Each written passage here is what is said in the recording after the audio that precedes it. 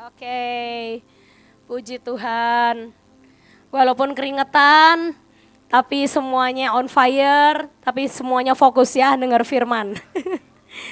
Oke, hari ini Kak Sofi mau sharing sesuatu tentang yang namanya mengenal destiny ya. Karena kalau anak muda itu biasanya belum terlalu ngerti, aduh nanti aku bakal jadi apa yang Tuhan inginkan dalam hidupku, apa rencana Tuhan buat hidupku. Pertanyaannya juga banyak ya di dalam benak kalian, nanti aku sekolahnya jurusan apa, nanti aku masuknya kuliah di mana, nanti jodohku siapa.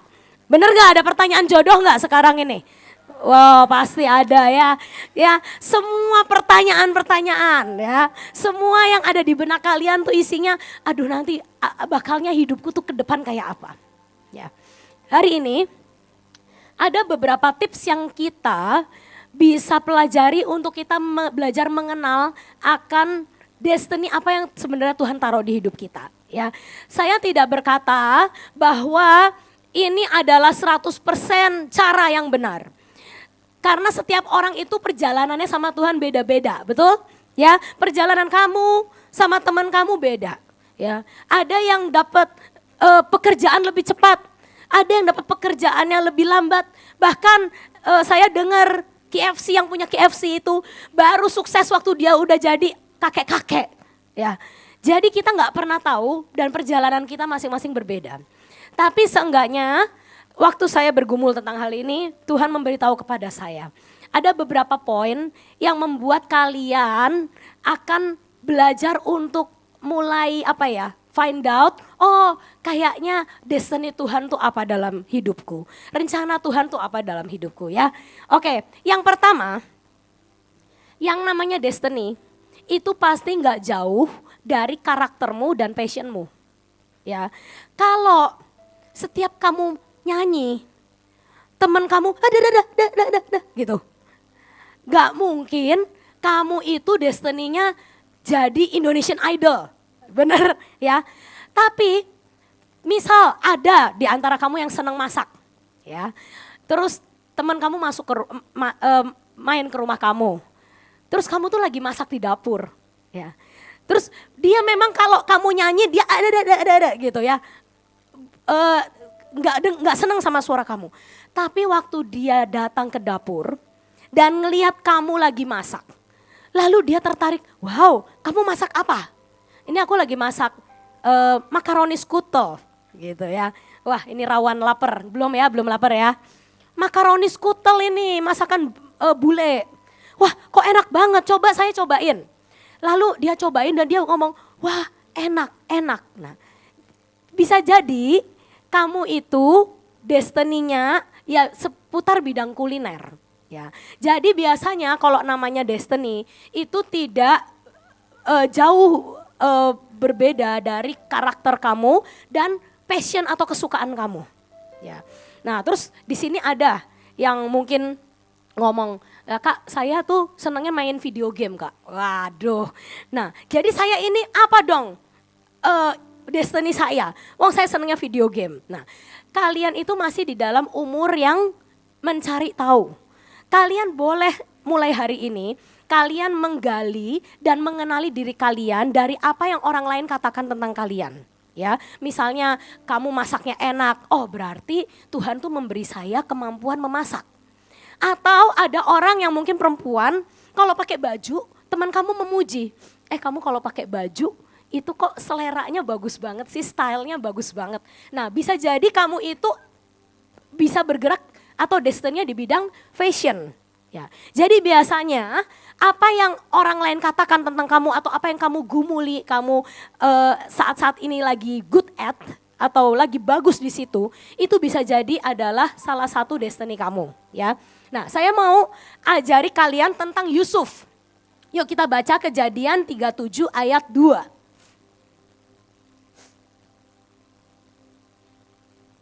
Saya bacakan ya. Inilah riwayat keturunan Yakub. Yusuf tatkala berumur 17 tahun, jadi masih muda, biasa mengembalakan kambing domba bersama-sama dengan saudara-saudaranya, anak-anak Bilha dan Silpa, kedua istri ayahnya. Dari Yusuf Dan Yusuf menyampaikan kepada ayahnya kabar tentang kejahatan siapa? Saudara-saudaranya.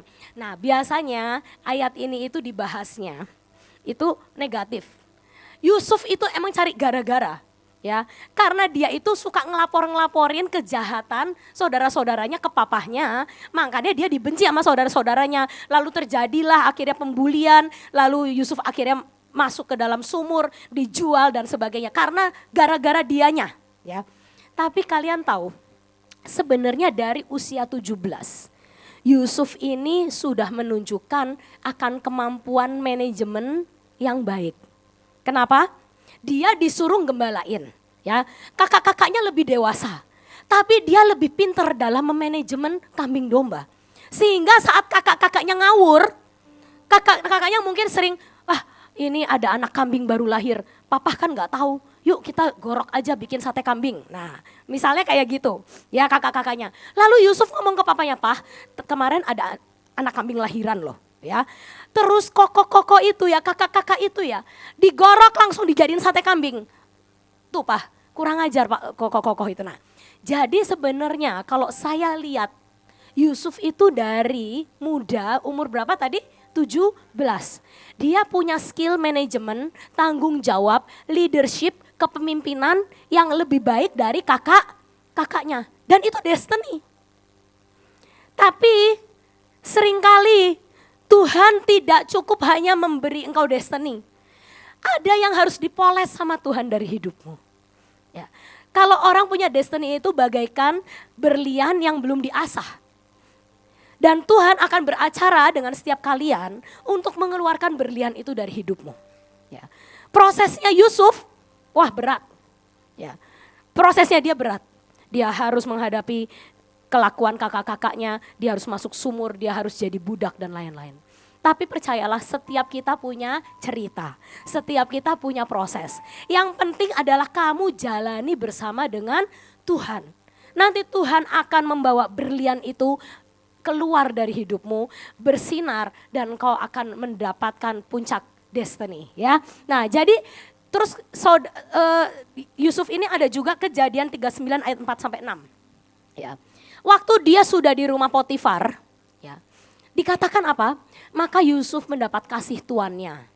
Ia boleh melayani dia. Kepada Yusuf diberikan kuasa atas rumahnya dan segala miliknya diserahkan pada kekuasaan Yusuf. Sejak ia memberikan kuasa dalam rumahnya dan atas segala miliknya kepada Yusuf, Tuhan memberkati rumah orang Mesir itu atau rumah Potifar karena Yusuf. Sehingga berkat Tuhan ada atas segala miliknya, baik yang di rumah maupun yang di ladang. Jadi kalian harus tahu, yang namanya Yusuf itu dikasih kepercayaan seperti apa, dia selalu kerjakan dengan baik. Ya. Nah, kalian tahu nggak? Kalian pernah bayangkan gak Yusuf itu waktu masuk rumah Potifar dia bisa bahasa Mesir gak? Bayangin, bisa gak? Gak bisa, dia orang Israel, dia gak bisa bahasa Mesir. Tapi bagaimana dalam waktu yang singkat dia bisa menarik hati tuannya dan menjadi budak kesayangan. Itu skill, ya, sekali lagi itu skill. Dan itu yang harus ada di hidup kamu. Mungkin kamu berkata, aduh aku itu misalnya kamu kerja di satu tempat, ya, kamu kerja sama ponakannya bos kamu, ya, kamu kerja bersama ponakan bos kamu, pasti pertama kali bos kamu akan lebih sayang kepada dia, bukan? Nah, tapi kamu jangan nyerah, seperti Yusuf ini, walaupun semua budaknya bisa ngomong bahasa Mesir, dia tidak bisa, dia tidak menyerah, dia belajar bahasa Mesir dengan cepat, dia cari tahu kesukaan tuannya, dia cari tahu apa yang tuannya suka dan dia kerjakan. Dan wujud nyata akhirnya dia mengalahkan semua budak yang bisa bahasa Mesir. Dalam waktu singkat seluruh rumah tuannya, hartanya dipercayakan kepada Yusuf. Itu skill. Tuhan itu selalu memberi kita skill dan favor. Ya. Tapi ada bagian yang memang harus kita kerjakan. Ya, jangan berkata, oh Yusuf itu kayak gitu karena Tuhan. Memang betul, dia bisa diberkati karena Tuhan, karena di situ ditulis karena Tuhan menyertai Yusuf. maka apapun yang dikerjakan berhasil. Tapi ada yang dia kerjain gak? Ada. Yaitu apa? Yusuf tidak menjadi pahit. Saat dia dibuang ke rumah Potifar, sebenarnya Yusuf bisa bete. Bisa merenungi nasib. Kurang ajar saudara-saudaraku. Aku biasanya di rumah papa, di rumah ayahku. Aku jadi anak kesayangan, sekarang aku jadi kayak gini. Kalau dia menjadi kecewa sama Tuhan, dia menjadi kecewa sama hidupnya, dia punya semangat untuk belajar enggak? Enggak. Dia pasti merenungi nasib. Kenapa Tuhan izinkan ini? Kenapa kok Tuhan izinkan, padahal Tuhan kasih aku mimpi yang bagus, katanya aku nanti bakal jadi pemimpin, saudara-saudaraku bakal bersujud menyembah aku karena aku akan memimpin mereka. Mana? Kok malah aku jadi budak? Yusuf tidak seperti itu. Yusuf menjalani proses. Dan dia menjalani dengan sukacita. Apa wujudnya dia sukacita? Dia bisa jadi orang kesayangan. Ya. Kira-kira nih, saya pengen kalian bayangin kisah Yusuf ya. Kalau Yusuf kepahitan, kira-kira mukanya berseri-seri enggak? Enggak. Bete enggak si bosnya itu ngelihat dia selengat-selengut? Bete. Ya. Ini budak baru, udah enggak bisa bahasa Mesir. Kerjanya selengat-selengut aja. Mukanya kayak pepaya terus. Ya. Sebel saya, bisa jadi dia dibunuh. Tapi kalau Yusuf bisa jadi orang kesayangan dari bosnya yaitu Potifar. Artinya dia menerima proses Tuhan dalam hidupnya.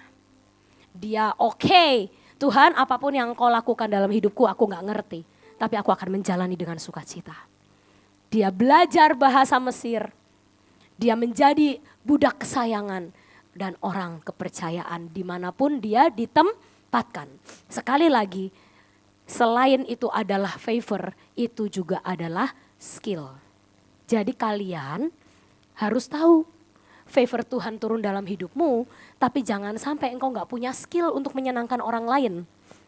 Ya, bisa menyenangkan orang lain, bisa sopan tadi Kak Jenis ngomong. Ya, kalau kamu menyenangkan hati orang lain, favor kamu akan besar.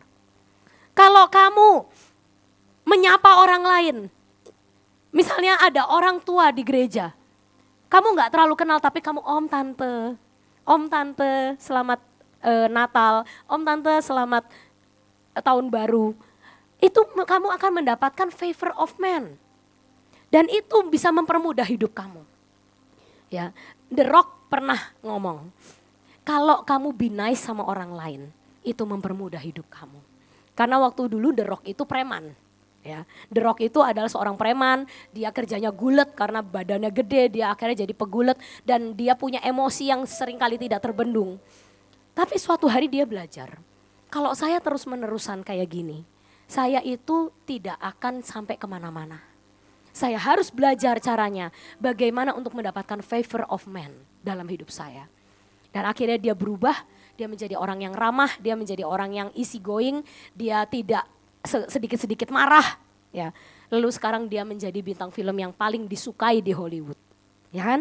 Dia bilang, if you be nice to other, hidupmu akan lebih enak. Ya Yusuf juga begitu, dia tidak merenungi nasib, dia tidak marah sama Tuhan, dia tidak marah sama kakak-kakaknya, tapi dia berkata, Tuhan apapun proses yang aku harus jalani, aku jalani dengan sukacita day by day. Amin. Jadi apapun keadaan kalian saat ini. Mungkin bosmu tidak menyenangkan. Mungkin teman pekerjaanmu tidak menyenangkan. Tapi engkau berkata kepada Tuhan, Tuhan dimanapun engkau tempatkan aku, buat aku bisa dapat favor of man. Ya, favor of God, favor of man. Supaya aku belajar bisa kontak, karena banyaknya generasi ini ya. Itu kebiasaannya adalah kalau dia cuek sama saya juga cuek sama dia. Ya kan? Kalau ada yang nyenggol saya, tak senggol balik sekeras-kerasnya. Ya kan? Tapi itu tidak membantu hidupmu dan hidupmu tidak akan nyampe kemana-mana. Tapi belajar untuk kita semuanya, belajar untuk menyenangkan hati orang lain. Belajar untuk mengetahui, oh bos saya sukanya ini, oh guru saya sukanya ini. Mungkin ada yang kuliah, Ya, oh dosen saya sukanya begini. Ya, jadi kalian itu tidak nggerutu, tapi kalian cari tahu bagian yang kalian harus lakukan supaya Tuhan juga bisa bekerja di dalamnya. Ya, itu tentang Yusuf yang pertama. Dia mendapatkan proses. Ya. Yang kedua, disebut lembah penentuan. Ya. Lembah penentuan ini saya katakan akan terjadi dalam hidup setiap orang. Ya. Karena Tuhan selalu menguji akan menguji akan hati, menguji akan pengikutanmu sama Tuhan. Nah, saya mau tanya sekarang, kalau Yusuf waktu itu dirayu sama Tante Potifar, ya, sebenarnya gampang nggak sih buat Yusuf itu menolak seperti itu? Atau menurut kalian itu susah? Kenapa susah? Karena sebenarnya Yusuf lagi di puncak favor, betul? Kamu bayangin, kamu jadi budak yang gak dianggap. Tapi suatu hari engkau mendapatkan kepercayaan yang tinggi. Ya. Nah, tapi di saat engkau mendapat kepercayaan yang tinggi itu, kamu biasanya anak muda senangnya apa? Tambah menjilat bos, ya kan? Kalau bos saya pengen begini tak kasih. Kalau bos saya minta begitu tak kasih. Yusuf itu ada dalam posisi seperti itu. Dia tahu kalau dia menolak ajakan Tante Potifar, itu resiko buat karirnya. Tapi waktu itu saat kita baca ayatnya sama-sama, next slide, apa yang dilakukan Yusuf? Lalu perempuan itu memegang baju Yusuf sambil berkata, marilah tidur dengan aku. Tetapi Yusuf meninggalkan bajunya di tangan perempuan itu dan dia lari keluar. Ada saatnya di dalam hidup kamu harus menghadapi pilihan Tuhan atau karir. Tuhan atau kesukaanmu sendiri. Tuhan atau kedaginganmu dan keinginanmu sendiri. Nah, tapi saya mau tanya, hari itu Yusuf bisa jadi menyerahkan akan keperawanannya kepada Tante Potifar, menyenangkan hati Tante Potifar. Apa yang akan terjadi dalam hidup Yusuf kalau dia hari itu memilih untuk jatuh dalam dosa? Dia akan selama-lamanya ada di rumah Potifar. Dia gak akan nyampe puncak destininya. Saya waktu itu mikir ya, iya ya Tuhan. Ini buat seorang Yusuf ini gak mudah untuk menolak ajakan Tante Potifar. Karena apa? Dia hidupnya udah enak. Dia dari budak yang gak dianggap, dia tiba-tiba naik, dipercaya. Dan saat itu dia punya pilihan untuk menyenangkan nyonyanya. Dan dia mikir, kalau saya nyenangkan hati nyonya saya, jangan-jangan nanti saya naik lagi pangkatnya. Nanti nyonya Potifar akan ngomong ke suaminya, Yusuf tuh luar biasa. Ya kan? Nurut ya sama istrinya ya. Gimana? Yusuf tuh baik, kamu harus tambahin gaji. Walaupun budak yang lain gak digaji, gaji Yusuf mungkin bisa jadi kayak gitu. Ya, Tante Potifar akan ngomong yang baik-baik tentang Yusuf. Tapi kalau Yusuf memilih untuk jatuh dalam dosa dan tidak berjalan dalam jalan Tuhan, selama-lamanya dia akan ada di rumah Potifar dan dia tidak pernah sampai ke tahta. Jadi hari ini, di dalam kamu menjalani destiny kamu, di dalam kamu nanti jalan mencapai puncak destiny, ada hal-hal yang pasti yang disebut lembah penentuan ini. Jangan sampai kamu gagal. Jangan sampai kamu pakai cara manusia, tapi tetap pakai cara Tuhan. Amin. Katakan sebelahmu, pakai cara Tuhan. Tetap pakai cara Tuhan. Kak Sofi mau kesaksian dikit ya. Kak Sofi ini sekolah arsitek waktu itu di Kanada, ya, di negara bule.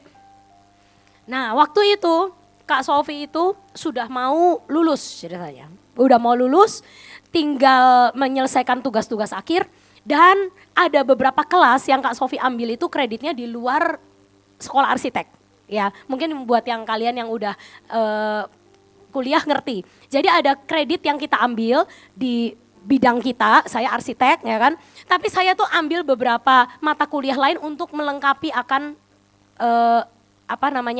kredit. ya kan? Nah, saya ambil kelas matematika karena kelas matematika itu paling gampang. Buat orang Indonesia kalau ke luar negeri, kelas matematikanya tuh gampang. Ya, karena kita di sini udah terlalu digodok ya, sampai SMA itu sampai udah keriting rambutnya ya. Nah, kalau di bule itu matematikanya gampang. Jadi saya akhirnya udahlah ambil kelas matematika yang gampang supaya saya bisa fokus di arsitek, matematikanya udah tinggal jalan aja. Tiba-tiba di suatu hari Kak Sofi mikir, oh ini udah mau ujian akhir, saya harus tahu kelas matematika saya ujiannya kapan. Begitu Kak Sofi ngecek jadwal, tahu-taunya ujian matematikanya udah 3 ujian akhir. Dan itu weight-nya itu 50%. Jadi artinya kalau saya tidak kuliah, saya misalnya saya tidak ambil tes, ya udah pasti fail. Dan kalau itu fail, berarti saya semuanya tidak bisa lulus tahun itu. Saya sampai lemas duduk di depan komputer, mau nangis nggak bisa nangis, panik banget. Gara-gara satu kelas ini saya lupa ujian, saya bisa harus ngulang satu semester lagi. Ya ampun Tuhan, kok saya bisa lupa sama ini ujian matematika. Karena saya udah saking fokusnya sama ujian arsitek. Nah, saya kan langsung telepon mama saya. Saya langsung telepon, "Mah, saya nggak pernah nangis. Ya, selama kuliah di sana nggak pernah nangis, kecuali hari itu saya nangis. Mah, gimana ini? Saya harusnya lulus, tapi ini gara-gara satu kelas saya lupa ujian. Ini bisa jadi saya mundur. Aduh, kesel banget." Gitu. Mama berkata, "Udah pokoknya kamu urus sama dosen." Ya. Saudara tahu, waktu pas saya keluar dari kamar, saya ketemu teman-teman saya arsitek, saya cerita ke mereka. Mereka bilang begini, "Kamu jangan ngadep dosen dengan cerita kamu lupa." Ya, tak kasih tahu ya, ini kalau kayak gitu kamu digorok udah. Pasti gak dikasih ujian susulan. Masa ada orang bisa lupa, kan berarti kamu itu tidak menghargai kelas dia. Satu, kamu harus bikin surat izin sakit. Atau kedua, kamu surat izin acara keluarga. Tapi dia gak mungkin acara keluarga, kan kamu keluarganya di Indo semua. Jadi kamu paling bisa ke dokter minta surat izin sakit. Terus saya itu bergumul kan, ya kan? Tuhan, kalau menurut ibu saya harus ngomong terus terang. Tapi kalau menurut teman-teman saya, yang notabene dia orang Kanada, mereka bilang itu tidak akan diterima alasan itu. Saya harus gimana? Lalu tiba-tiba di dalam doa saya, Roh Kudus berbicara. Kamu mau pakai caramu atau mau pakai caraku? Kamu ini sekarang ini di lembah penentuan. Kamu mau menghadapi akan ujian akhir dari sekolah arsitek. Nah, kamu harus memilih pakai caraku. Kalau engkau memulai arsitekmu dengan cara yang salah, nanti jalanmu ke depannya akan selalu salah. Tapi kalau hari ini engkau memutuskan untuk ikut caraku, engkau harus jujur. Nah, coba kalau kayak gitu galau gak sih? Aduh, galau banget. Karena kalau jujur itu belum tentu dikasih sama dosennya untuk ujian. Tapi saya berkata, Tuhan kalau engkau ngasih rema kepada saya untuk pakai caramu, aku akan pakai caramu. Karena percuma aku lulus, tapi pakai kekuatanku sendiri. Nanti ke depannya gak akan baik. Aku akan memulai karir arsitek ini bersama dengan Tuhan. Gak mau pakai cara kekuatan sendiri. Nah, akhirnya tibalah hari saya menghadap dosen. Ya. Saya udah merangkai kata seperti pujangga. Saya udah, Tuhan tolong pimpin akan bibir saya ini Tuhan, biar ngomongnya benar gitu, ya kan. Begitu saya masuk, dosennya sebenarnya gak terlalu killer, cukup baik. Nah, terus saya ngomong terus terang, Pak, Sir, saya ini anak arsitek tahun terakhir. Dan saya ngambil kelas kamu untuk tambahan kredit. Dia bilang gitu. Tapi saya itu lupa ujian akhir. Saya baru buka kemarin dan ternyata ujian akhirnya sudah 3 hari lalu. Dan saya minta maaf, bukannya saya bermaksud untuk merendahkan kelas Anda. Tapi memang arsitek itu load kerjaannya terlalu banyak. Sampai saya itu udah gak bisa mikirin yang lain, saya fokus ngerjain proyek saya. Sampai saya akhirnya kelupaan. Lalu dosennya itu ketawa. Nah itu pertanda baik ya. Pertanda baik, ketawa. Oh saya tahu arsitek tahun terakhir itu pokoknya pasti jarang mandi kata dia gitu. Wah ya bener-bener kayak gitu. Jarang mandi, udah pokoknya kucel, kumel dan lain-lain. Dah karena workloadnya terlalu banyak. Saya tahu kesulitan kamu menghadapi tahun terakhir. Gak apa-apa dia bilang gitu. Saya minggu depan akan ada ujian susulan, kamu bisa ikut ujian susulan. Beri kemuliaan buat Tuhan. Ya. Nah, tapi sekali lagi kita harus minta kepada Tuhan favor of man, ya, dan favor of God. Itu bekerja bersamaan, ya. Di saat kita memilih Tuhan, di saat kita memilih cara Tuhan, Tuhan akan bikin jalannya itu akan indah, ya, sehingga favor of God, favor of man bertemu dan itu membuka pintu-pintu buat kita. Amin, ya. Jadi mulai hari ini, mungkin kamu ada di tengah karir kamu, ya, kamu sudah mendapatkan favor bos. Favor dari senior-senior kamu. Tapi jangan pernah sampai karena kamu mengejar perkenan manusia, engkau meninggalkan Tuhan. Tetap pilih Tuhan, tetap pilih pakai cara Tuhan. Di semua jejak karir kamu, kamu tetap memilih cara Tuhan. Amin. Dengan begitu Tuhan yang jamin. Kalau kamu pakai kekuatan kamu sendiri, resiko ditanggung kamu. Tapi kalau kamu Tuhan ngomong, Tuhan aku mau pakai caramu, nanti Tuhan yang akan bekerja. Amin. Yang ketiga, janji Tuhan, engkau akan diberi divine connection. Ya. Seperti Yusuf, waktu dia di penjara sekalipun, tiba-tiba dia disayangi oleh ketua penjara. Ya, kita baca ayatnya. Tetapi Tuhan menyertai Yusuf dan melimpahkan kasih setianya kepadanya, dan membuat Yusuf menjadi kesayangan bagi kepala penjara itu. Apapun lembah yang kamu alami, Tuhan akan tetap mengirimkan orang-orang yang akan membantu engkau untuk mengatasi ini. Ya, next slide. Ada juga orang-orang yang Tuhan akan temukan kita sepanjang perjalanan, yaitu juru minuman. Ya, lalu juru minuman ini adalah teman sepenjaranya Yusuf. Dan Yusuf bilang, kamu nanti bakal selamat. Tapi temanmu yang juru roti itu akan dihukum. Kamu akan selamat. Nanti kalau kamu selamat, ya, tolong ingatlah aku. Ya. Lalu suatu hari, juru minuman ini ingat kepada Yusuf. Lalu berkatalah juru minuman kepada Firaun, hari ini aku merasa perlu menyebutkan kesalahanku yang dahulu. Waktu itu tuanku Firaun murka kepada pegawai-pegawainya, dan menahan aku dalam rumah pengawal istana beserta dengan kepala juru roti. Next. Pada suatu malam kami bermimpi. Aku dan kepala juru roti itu masing-masing mempunyai mimpi dengan artinya sendiri. Bersama-sama dengan kami ada di sana seorang muda Ibrani, hamba kepala pengawal istana itu. Kami menceritakan mimpi kami kepadanya, lalu diartikannya kepada kami mimpi kami masing-masing. Dan seperti yang diartikannya itu kepada kami, demikian pula terjadi. Aku dikembalikan ke dalam pangkatku dan juru roti itu digantung. Kemudian Firaun menyuruh memanggil Yusuf. Segeralah ia dikeluarkan dari tutupan, ia bercukur dan berganti pakaian lalu pergi menghadap Firaun. Tuhan janji sama kalian, apapun yang kalian alami, penjara sekalipun yang kamu alami, Tuhan akan kirimkan divine connection, orang-orang yang akan membantu kamu menjalani itu semua. Ya, seperti Yusuf di penjara, disayang sama kepala penjara. Dia kesulitan, dia mengalami pergumulan, tapi suatu hari di waktu Tuhan, akhirnya Tuhan pakai kepala juru minuman raja itu untuk membebaskan Yusuf dari penjara. Ya, tiba-tiba juru minumannya itu keinget. Dari juru minuman itu keluar penjara sampai dia ingat tentang jasanya Yusuf itu 2 tahun. Kalau menurut di Alkitab. Jadi kita tuh gak pernah tahu proses Tuhan, timing Tuhan. Kadang kita pengennya cepat. Nanti kalau kamu keluar ingat aku ya. Tapi belum waktunya. Tuhan ngomong ke Yusuf 2 tahun lagi. Supaya apa? Supaya kamu jangan merasa juru minuman itu yang mengubah hidup kamu. Tetap tunggu timing Tuhan. Ini adalah semuanya reka-reka Tuhan. Kita tidak boleh mengandalkan manusia.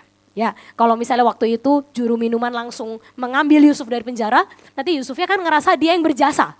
Tapi Tuhan mau nunjukin ke Yusuf, kalau bersandar sama manusia itu percuma. Kamu harus pakai caraku, kamu harus mengandalkan hanya Tuhan saja. Lalu hari itu setelah 2 tahun Tuhan bikin reka-reka, Firaun mimpi, tidak ada yang bisa ngartiin mimpinya. Lalu juru minuman itu keinget sama Yusuf. Aduh iya, waktu saya di penjara Tuan Firaun, ada satu orang yang pintar mengartikan mimpi. Dan apa yang dia artikan itu cespleng bener. Panggil dia Tuan, dia pasti bisa mengartikan mimpinya Tuan. Dan hari itu Firaun mengangkat Yusuf langsung dari titik terendah.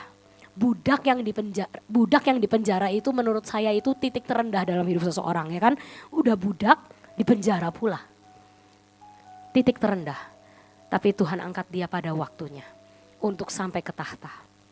Nah, kita hari ini mendapat 3 jaminan dari Tuhan. Tuhan taruh karakter, Tuhan taruh passion dalam hidupmu tentang sesuatu. Tapi ingat satu hal, kamu harus tetap memilih Tuhan lebih dari apapun. Dan Tuhan akan kirimkan orang-orang yang membantu kita untuk mencapai puncak destiny. Amin. Ya, semua harus sampai puncak destiny. Engkau mendapat favor of man, engkau mendapat favor of God. Engkau tidak menjadi hanya sekedar favor of God, tapi kamu dibenci manusia, enggak. Tuhan katakan engkau harus menjadi kesayangan manusia dan engkau menjadi kesayangan Tuhan. Amin. Yuk kita bangkit berdiri, kita nyanyi jamin kami di lembah penentuan.